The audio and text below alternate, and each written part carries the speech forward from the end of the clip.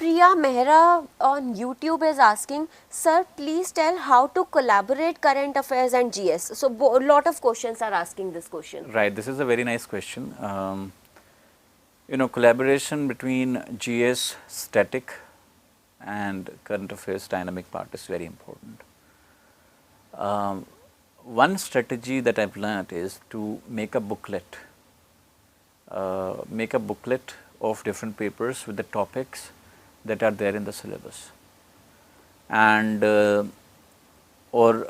in that booklet make or put your notes of the same topics. जैसे आपने मान लो कि इन्वायरमेंट पे नोट्स बनाए हुए हैं, so your notes should be in that booklets topic wise. Your notes should be arranged topic wise.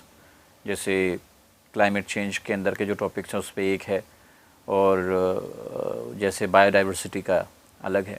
अब जो भी करंट अफेयर्स न्यूज़पेपर में आ रहा है उसमें दो चीज़ें होती हैं. कोई भी न्यूज़पेपर आर्टिकल पूरी तरीके से करंट पे नहीं होता, वो बैकग्राउंड देता है. तो अगर आपके नोट्स में बैकग्राउंड है ऑलरेडी, तो शब्दों का हेर फेर ही है और सेंस या नॉलेज सेम है, तो आप छोड़ सकते हो.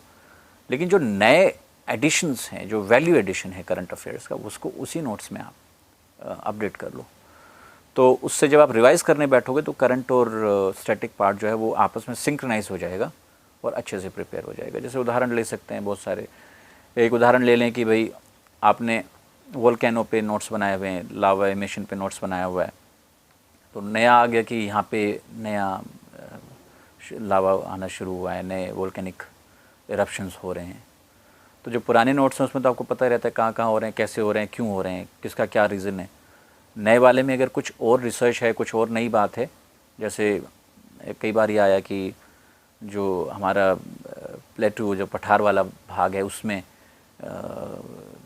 सम साइंटिस्ट बिलीव कि प्लेट जो है वो टूट रही है और उसमें से ऐसा भूकंप देखने को मिल रहे हैं. तो अगर मान लो कल को लावा एमिशन या ऐसा कुछ भी होता है, तो आप उसको वहीं अपडेट करके आपका जो वैल्यू एडिशन है वही रह जाएगा. आपको बार बार बैकग्राउंड दोबारा लिखने की ज़रूरत नहीं पड़ेगी. लेकिन अगर आपके नोट्स स्टैटिक नहीं है, स्कैटर्ड होंगे, करंट का अलग है और स्टैटिक का अलग है, तो आप उसको सिंक नहीं कर पाओगे.